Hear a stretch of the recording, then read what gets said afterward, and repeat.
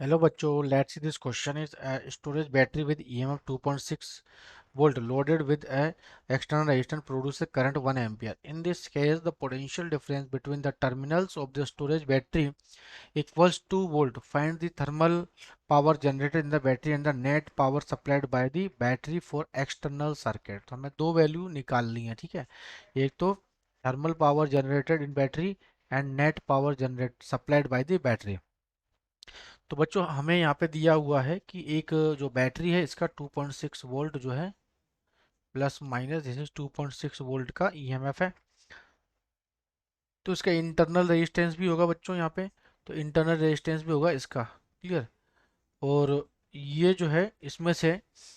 Resistances with external resistance, इसके साथ एक एक्सटर्नल रेजिस्टेंस भी यहाँ पे कनेक्ट किया हुआ जैसे क्वेश्चन में दिया हुआ है, दिस इज कैपिटल आर, ठीक है। अब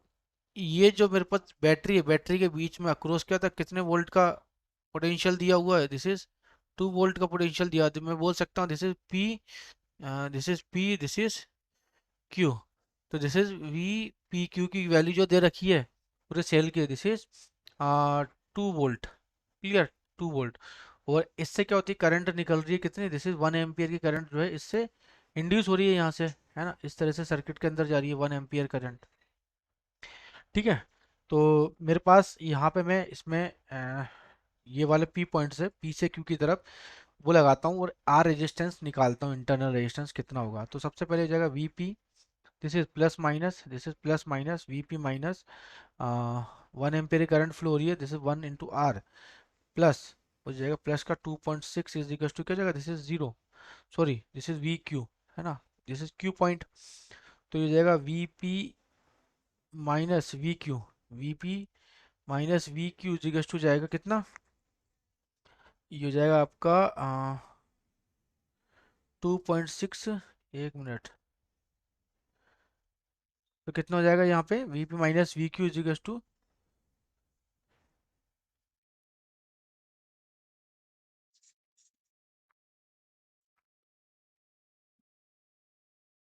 तो इसे क्या लिख सकता हूँ, जैसे V Q minus V P equals to 2.6 minus R, ठीक है। तो वी क्यू पी या वी पी क्यू की वैल्यू कितनी दे रखी है, this is 2 volt, 2 volt equals to जाएगा 2.6 माइनस आर, तो आर कितना हो जाएगा यहाँ पे, तो 2.6 आर इजिकल्स हो जाएगा मेरे पास 0.6 ओम का रेजिस्टेंस कनेक्ट हो गया, ठीक है। तो इसका मतलब जो इंटरनल रेजिस्टेंस सेल है ना, कितनी वैल्यू, दिस इज 0.6 ओम का यहाँ पे रेजिस्टेंस कनेक्ट किया हुआ है। अब बात करते हैं यहाँ पे बच्चों कि इस पूरे सर्किट के अंदर मैं अब क्या लगा रहा हूँ, केवीएल अप्लाई कर रहा हूँ, तो ये हो जाएगा केवीएल इन सर्किट,